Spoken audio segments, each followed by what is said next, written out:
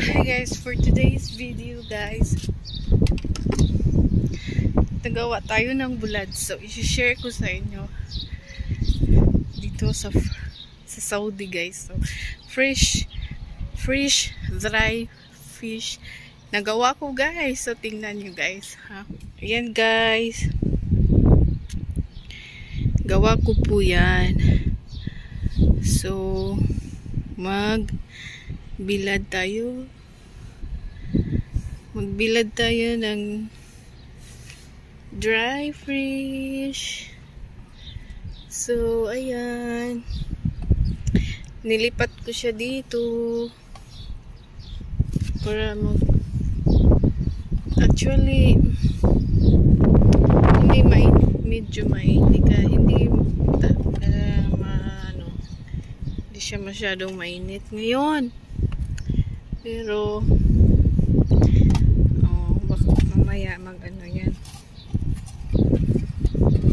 budburanin ng asin.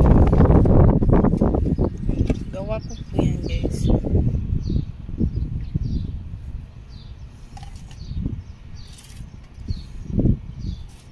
Made from shea.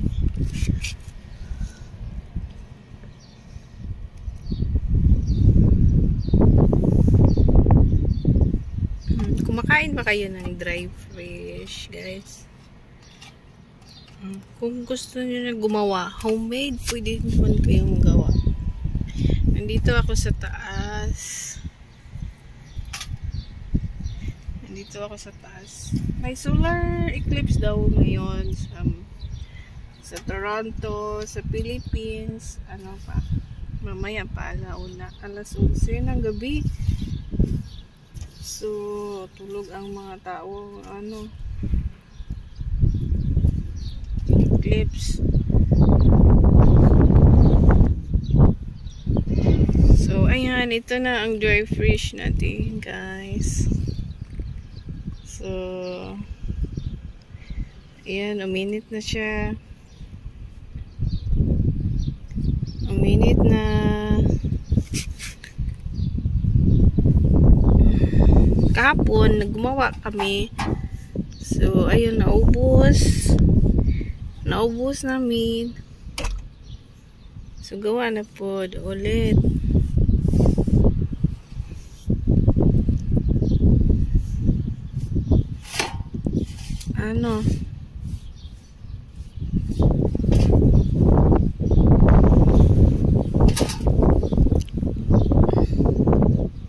Amoy bulad siya. Alangan naman, ano pang amoy, no?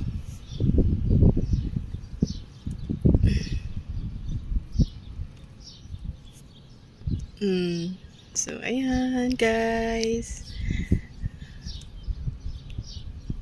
Share ko lang, gawa ko. So, ayun. May eclipse daw, so nasa na yung sun? Oh, ayan.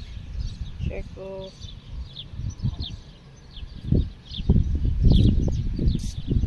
Nandito ako sa tuktok guys ng bahay.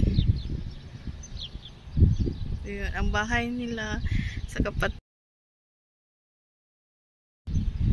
Ayan. Ayun lang yun.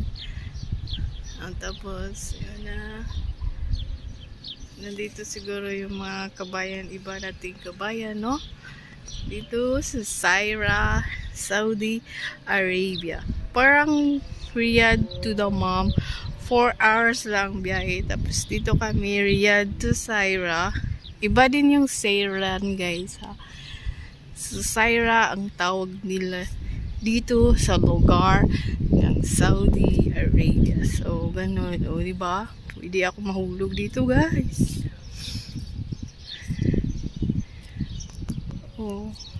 Diba? Dito ako sa tuktok. Nakita nyo?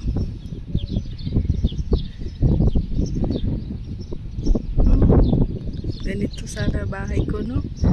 May tuktok. Para makita ko ang taas. kataas-taasang kagiling-gilingan.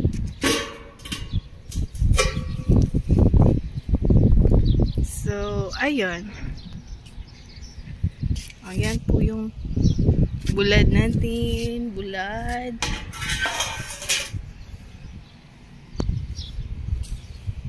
Oh, magbubulad yan mamaya. So, that's all for today's video, guys. Thank you. So